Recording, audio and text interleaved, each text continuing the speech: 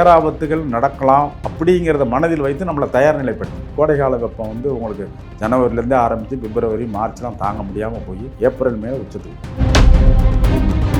நேரடி நீர் பற்றாக்குறைன்னு ஒன்று வந்துருச்சுனாவே குடிநீர் நீர் பஞ்சம், விவசாயம், எனக்கு சோத்துக்கும் இல்லை குடிக்க தண்ணி இல்லைங்கிற நேர்மை வரும். அப்போ இது நேரடி பாதிப்பும் உணவில் வந்துடுது. ஆச்சி மசாலா எந்த சமையலும் ருசி தேடும் ரகசியம் 20 ரூபாய். மெரிபா பன்னீர் சோடா, ஐ ட்ரஸ்ட் மெரிபா. இந்த ஜனவரி சடன் கோடை வருது பாருங்க, வைரல் கூட அது உற்பத்தி கூட இருக்கும். அப்போ அந்த நேரத்தில் வைரல் காய்ச்சல் பலவிதமான வைரஸ் இன்னைக்கு இருக்குது. புதுசான வைரஸ் எல்லாம் வருது. அதனால் அந்த சடனாக ஒரு மழைக்காலம் தொடர்ந்து டக்குன்னு ஒரு கோடை காலம் வந்துச்சுன்னா தொடர்ச்சியில் உள்ள மக்கள்லாம் ஜூன் ஜூலை இந்த வைகாசி ஆடியில் வந்து கேர்ஃபுல்லாக இருக்கணும். வயநாடு போயிட்டு நான் பார்த்தீங்கன்னா எந்த இடத்துலையும் அதிகமான திடீர் மழையினால மண் சரிவு தான் பெருசாக. ரிஃப்ளெக்ட் வாய்ஸ் நேயர்களுக்கு வணக்கம். இன்றைய சிறப்பு நேர்காணலில் நாம் சந்திக்க இருக்கின்ற சிறப்பு விருந்தினர் முதுமுனை முனைவர் பேராசிரியர் ராமச்சந்திரன் அவர்களை வரவேற்று நிகழ்ச்சிக்குள் சொல்லுவோம். சார் வணக்கம். வணக்கம். 2027 வழக்கமாக நமக்கு சூடுங்கிறது பார்த்தீங்கன்னா மார்ச்சுக்கு அப்புறம் தொடங்கும். மார்ச் அதாவது ஏப்ரல்லேருந்து தான் நமக்கு வந்து கடுமையான வெப்பநிலைங்கிறது ஆரம்பிக்கும். ஆனால் இந்த எலினோடைய தாக்கம் வந்து ஜனவரியிலே, அதாவது குளிர்காலமாக நம்ம பார்ப்போம். ஜனவரி பிப்ரவரியில் கொஞ்சம் குளிரான சமயம் தான் இருக்கும். அந்த சமயத்தை இந்த வாட்டி வழக்கத்தை விட அதிகமான வெப்பம் இருக்கும் அப்படின்னு சொல்றாங்க. ஒரு திடீர் மழை, அதிர்வு மழை, வெள்ள சாக்காடு அது முடிஞ்ச உடனே ஒரு குளிர்காலம் வரும். பொதுவாக மார்கழி மாதம் அந்த குளிர் வரும். தை மாசி வரலும் ஒரு 2 மாதம் அந்த குளிர் கொஞ்சம் கொஞ்சமாக குறைஞ்சி கோடை வெப்பம் வரும். ஆமாம். இப்போ கோடை வெப்பம் வர்றதுக்கு வந்து குளிர்காலங்கிறது ஒன்று இல்லாமல் போகுது. ஏன்னா அந்த மழைக்காலம் நீட்டிப்பு வருது. இந்த மழைக்காலம் வந்து உங்களுக்கு டிசம்பர் வரலும் நீட்டிப்பு வரும் பொழுது டக்குன்னு மழை நின்னோன்னா அந்த குளிர்காற்று வந்து வடக்கேற வர்ற குளிர்காற்றுகளும் குறையுது. ஆக குளிர்காற்று குறைஞ்சதுன்னா நமக்கு வந்து இங்கே வந்து குளிர் இருக்காது. அதனால் உங்களுக்கு வந்து காற்றினுடைய தன்மைகள்லாம் மாறி வானமண்டலம் ஃபுல்லாக மாறினதுனால உடனடி கோடை வரலாங்கிற மாதிரி ஒரு ஆய்வு இருக்குது. உடனடி கோவைனா உங்களுக்கு டிசம்பரில் மழை பெய்யுதுன்னு வச்சிங்க, மழை முடியுதுன்னு வச்சிங்கன்னா, டிசம்பர்னால் இல்லைனா நமக்கு கார்த்திகை மாதம் மழை முடியுது தமிழில் முடிஞ்சு மார்கழி தை வரும் நம்ம குளிர்காலம் வரும். அது இல்லாமல் அதுலேயே கோடை காலம் வெப்பம் அதிகரிக்கலாங்கிறான் எல்னினோவில். ஜனவரிங்கிறது மார்ச் ஏப்ரலில் பார்க்குற வெயில வந்து ஜனவரியிலே பார்க்கலாம். நீங்கள் அந்த வெப்ப காற்றுகள் அவ்வளோ வருது. அதனால இந்த சின்ன குளிரை அதை வந்து அடித்து சாப்பிட்றோம். அப்போ அடித்து சாப்பிட்டுச்சுன்னா உங்களுக்கு வந்து உங்களுக்கு வெப்பம் அதிகரிச்சுட்டே இருக்கும். ஆக வந்து உங்களுக்கு ஜனவரிங்கிற தையிலேருந்து தை மாதத்திலிருந்து தை மாசி குளிர், மார்கழி தை மாசி இந்த 3 தமிழ் மாதம் ஜனவரி பிப்ரவரின்னு வரும். இப்போ அந்த மாதங்களில் வந்து இந்த சூடான காற்று வந்து இதை தன்மையை குறைக்கும் பொழுது வெப்பம் வந்து கோடைகால வெப்பம் வந்து உங்களுக்கு ஜனவரிலேருந்தே ஆரம்பித்து பிப்ரவரி மார்ச்லாம் தாங்க முடியாமல் போய் ஏப்ரல் மேலே உச்சத்துக்கு போகும். அது எவ்வளோ வரும், எத்தனை டிகிரி போகும்? 41 42 டிகிரியை விட மேலே போகலாம். அது மாதிரி ஒரு எச்சரிப்பு இருக்குது. நாம் வந்து எல்லாருக்குமே தயார் நிலைப்படுத்துதல். அதான் இப்போ என்ன நம்ம மக்கள் நம்ம இனிமேல் என்ன செய்யணும்னு கேட்டிங்கன்னா, நம்மளை இதை வந்து இனிமேல் வந்து அபாயமாக சொல்லக்கூடாது. ஏன்னா இனிமேல் இந்த எதிர்காலத்தில் இந்த அபாயங்கள் ரெகுலராக நடக்கும்.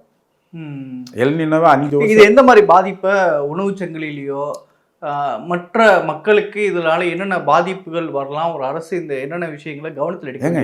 நேரடி பாதிப்பு வந்து உங்களுக்கு வந்து நீர் பற்றாக்குறை. நேரடி நீர் பற்றாக்குறைன்னு ஒன்று வந்துருச்சுனாவே குடிநீர் நீர் பஞ்சம், விவசாயம், எனக்கு சோத்துக்கும் இல்லை குடிக்க தண்ணி இல்லைங்கிற நேர்மை வரும்.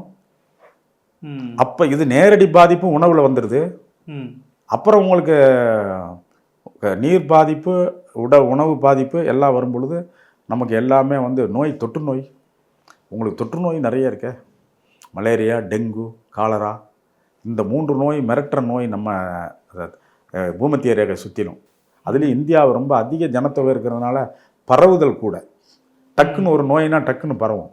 அதனால் மலேரியா, டெங்கு.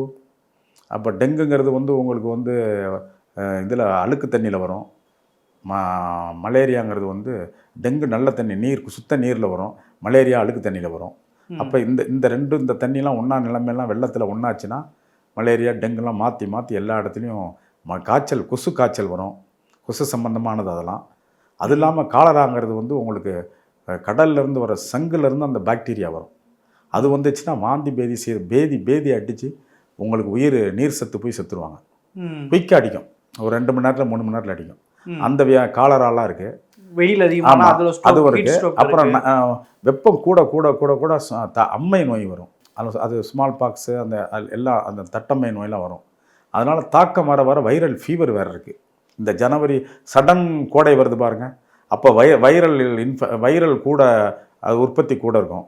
அப்போ அந்த நேரத்தில் வைரல் காய்ச்சல் பலவிதமான வைரஸ் இன்றைக்கி இருக்குது, புதுசான வைரஸ் எல்லாம் வருது. அதனால் அந்த சடனாக ஒரு மழை காலம் தொடர்ந்து டக்குன்னு ஒரு கோடை காலம் வந்துச்சுன்னா வைரல் நோய்கள் இருக்குது. இதெல்லாம் வந்து அரசு தரப்பும் சரி, ஆய்வாளர்களும் சரி, மக்களும் சரி, எல்லாருக்கும் புரிதல் வேணும். அதனால் புரிதல் சொல்லணும். இப்போ இந்த நான் காணொலியை உங்கள்கிட்ட வர்றதே வந்து புரிதல் வேணும் மக்களுக்கு. இதை புரிஞ்சு கொண்டு பேராபத்துகள் நடக்கலாம் அப்படிங்கிறத மனதில் வைத்து நம்மளை தயார் நிலைப்படுத்திக்கணும். அரசாங்கம் எந்தெந்த வழியில் அவங்கள தயார் நிலைப்படுத்தணும் பண்ணிக்கணும். உணவு தண்ணீர் சம்பந்தமான விஷயத்துக்கு நீர் மேலாண்மையில் தாங்க அடிக்கும் அது. இந்த மாதிரி ஒரு வறட்சி ஒரு வெள்ளம் மாற்றி வருதுன்னா தண்ணீர் பஞ்சம் வந்துடும். கோடை காலங்களில் தண்ணீர் பஞ்சம் வரும் பொழுது நமக்கு அதிலிருந்து நம்ம மேலினோம்னா அதுக்கு முன்னாடி வந்து விவசாயமும் பாதிக்கும். ஆமாம். அப்போ விவசாயம், குடிதண்ணீர், வெப்பநிலையினால் உடலுக்கு உள்ள நோய்கள், உணவு தட்டுப்பாடு, இப்படி பல பிரச்சனைகளை கொண்டு போய் விடும். அது பேரிடர்னு அதுக்கு தாங்க பயப்படுறாங்க, உலகம் பயப்படுறாங்க. பேரிடர்னு நிறையா வருதே, ஏகப்பட்ட உலகம் பூரா பேரிடர்வு. இன்றைக்கே பார்த்தீங்கன்னா வயநாடு இங்கே நிலச்சரிவுனா அங்கே வடக்க ஹீட் அடிக்குது, வட துருவங்கள்லாம் ஹீட் ஜாஸ்தி, மக்கள் வந்து நடமாட முடியல பகல் நேரத்தில். அவன்லாம் 20 டிகிரிக்கு மேலே தாங்க முடியாது. 20 டிகிரி தான் அவனுக்கு மேக்ஸிமம் டிகிரி. நம்ம ஏசியில் இருக்க இல்லைங்களா, நம்ம இருக்கிற ஏசி தான் அவனுக்கு வந்து மினிமம் தட்பவெப்பமே. மேக்ஸிமம் அவனுக்கு -4 டிகிரி வரணும், ரொம்ப சில்லில் இருப்பான். அவனை கொண்டு போய் நீங்கள் 27 டிகிரி 29 டிகிரிக்கு கொண்டு வந்துச்சுன்னா என்ன பண்ணுவான்? துடிச்சு செத்துருவான். அது வட துருவங்கள்லாம் வெப்ப காற்றுகள், வெப்ப அலைகள் அடிக்குது. வெப்பமே வந்து உங்களுக்கு அப்படியே அனலாக அப்படியே அடிக்கும். வெப்பக்காற்று திடீர்னு வரும்போது உங்களுக்கு ஹீட்டரில் நம்ம அடிக்கிறோம்னு வச்சுங்க, திடீர்னு வந்து ஒரு இப்போ ட்ரையர் போடுறோம்ல, ட்ரையரில் எப்படி வெப்ப காற்று வருது அது மாதிரி காற்று ஊதும்.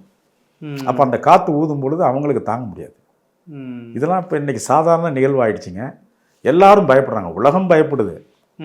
நமக்கு இந்த எல்னினோவால் சூப்பர் எல்னினோன்னு பயப்படுத்த ஒரு ஆராய்ச்சியில் வந்து கொஞ்சம் நமக்கு பயமுறுத்தலாக தெரியுது. பட் அதற்காக நம்ம ஒவ்வொருத்தரும் பயப்பட முடியாது.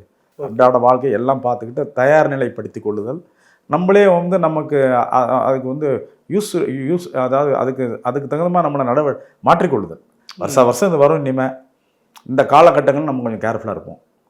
அப்படிங்கிறது வந்து மேற்கு தொடர்ச்சியில் உள்ள மக்கள்லாம் ஜூன் ஜூலை இந்த வைகாசி ஆடியில் வந்து கேர்ஃபுல்லாக இருக்கணும். இப்போ வயநாடு பகுதியெலாம் பார்த்தீங்கன்னா எந்த இடத்துலையும் அதிகமான திடீர் மழையினால் மண் சரிவு தான் பெருசாக இருக்கும். வெப்பம் இப்போ நான் குறிப்பாக வருது மழையை பற்றி பேசுனது, வெப்பம் அப்படிங்கிறது தவிர்க்க முடியாதா? அடுத்த வருஷம் வந்து ஜனவரிலேருந்து தொடங்குங்கிறீங்க.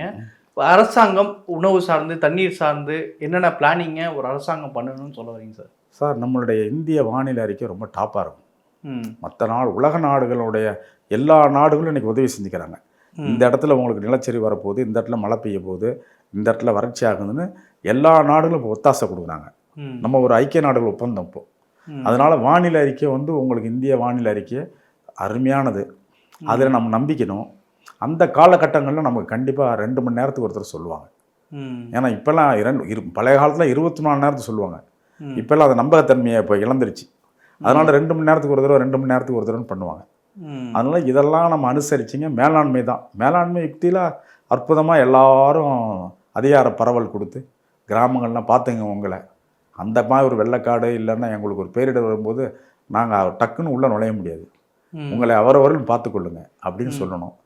நமக்கு வந்து இந்த தேசிய மேலாண்மை பேரிடர் மேலாண்மைனா நமக்கு தமிழ்நாடு வந்து சிறப்பாக இருக்குது. தமிழ்நாடு வந்து உங்களுக்கு ஒரு கடந்த 20 ஆண்டுகளாக கொஞ்சமாக தங்களை மேம்படுத்திக்கிட்டாங்க. அதனால் பேரிடர் மேலாண்மை நல்லாயிருக்கும். இன்னும் இந்த சூப்பர் எல்னினோங்கும் போது இன்னுமே கொஞ்சம் புதுசாக வந்து வர்றதுனால அதை கொஞ்சம் மேலாண்மையில் யுக்தியை கொஞ்சம் நிறையா கையாளணும். தாழ்வான பகுதிகள், நீர்பிடிப்பு பகுதியிலேருந்து எந்தெந்த இடத்துலலாம் ஆற்றோர தாழ்வான பகுதி இருக்கும் அங்கெல்லாம் கேர்ஃபுல்லாக இருங்க. 24 நேரமும் கண்காணிப்பில் இருங்க. ஏன்னா ஒவ்வொரு இடத்தையும் அரசாங்கம் பார்த்துக்கிட்டு இருக்க முடியாது. அதனால் உள்ளூர் கட்டுமான அமைப்பெல்லாம் அவங்களுக்கு நல்லா இதை பற்றி தெளிவுபடுத்தி எல்லாரும் கொஞ்சம் ஜாக்கிரதையாக இருங்கன்னு நம்ம சொல்லிக்க வேண்டியதான். சரிங்க சார். வரக்கூடிய அந்த எல்னினோடைய பாதிப்பு வழக்கத்தை விட எல்னினோங்கிறது சூப்பர் எல்னினோ, அதாவது அதிதீவிர எல்னினோ. அதிதீவிர எல்னினோங்கிறதுக்கு நம்ம வந்து ஒரு இப்போ இந்த ஜூன் ஜூலை ஆகஸ்ட்டை முடிச்சுக்கிட்டோம். இது வறட்சியில் போயிட்டுருச்சு. மேற்கு தொடர்ச்சி மட்டும் கொஞ்சம் மழை, அவ்வளோதான். இது ஒரு பெரிய வறட்சியில் தான் இது ஆக்சுவலாக. இது வறட்சிக்கு தான் இந்த வருஷம் மழை அதிகமாக இல்லைன்னு வச்சுக்கலாம். இப்போ ஐப்பசி கார்த்திகையில் நமக்கு வர வேண்டிய மழையை அது ஏதோ புயலாக மாற்றி கீத்தி கச்சாமுச்சா பண்ணும். ம். அந்த மாதிரி ஒரு நிலை வந்தால் நம்ம எப்படி பேரிடரை மேற்கொள்ளுதல், இதெல்லாம் நம்ம கையில் தான் இருக்குது. ம். கண்டிப்பாக நம்ம மேலாண்மையில் நம்ம யுக்தி நல்லா இருக்குது. எல்லாரும் ஒன்று சேருவோம். ம். ஏன்னா சரி சார். இப்போ அந்த வரப்பு வழக்கத்தை விட இந்த வாட்டி அதிகமான கூடுதலான மழைகளும் ஆமாம் இருக்கும், வெள்ளமும் மழைன்னா மழையை திடீர் தாண்டவ மழையாடும். ஆ. மழையை வந்து தாண்டமாடக்கூடாது. மழைங்கிறது சாதாரணமாக மழையாக இருக்கணும், இருக்காது. அப்படி தாண்டவம் ஆடும். அந்த தாண்டவத்துக்கு நம்மளை வந்து அதனுடைய அது கோர தாண்டவம் ஆடும். ம். அந்த கோர தாண்டவம் தான் எல்நினோங்கிறது. ம். அப்போ அந்த எல்நினோங்க காற்றழுத்த தாழ்வு மண்டலத்தை ஓவராக சுற்றி விடும். அது ஓவராக சுற்றி விடும்போது புயலுங்கிற கனப்புயலாக வரலாம். ம். அதை தான் எச்சரிக்கிறாங்க. கனப்புயலாக இருக்கலாம், ம். அதிதீவிர புயலாக இருக்கலாம் அப்படின்னு எச்சரிக்கிறாங்க உலக நாடுகள். அதுக்கு தகுந்த மாதிரி நம்மளை அந்த வானிலை அறிக்கையெல்லாம் பார்த்துக்கிட்டு நம்முடைய எல்லாரும் ஒன்று சேர்ந்து செய்ய வேண்டியது. சரிங்க சார். நிகழ்ச்சியில் பங்கிட்டு கருத்துக்கு நேரத்துக்கு நன்றி. நன்றி நன்றி. ஆச்சி மசாலா. எந்த சமையலும் ருசி தேடும் ரகசியம் 20 ரூபாய். மெரிபா பன்னீர் சோடா. I trust மெரிபா.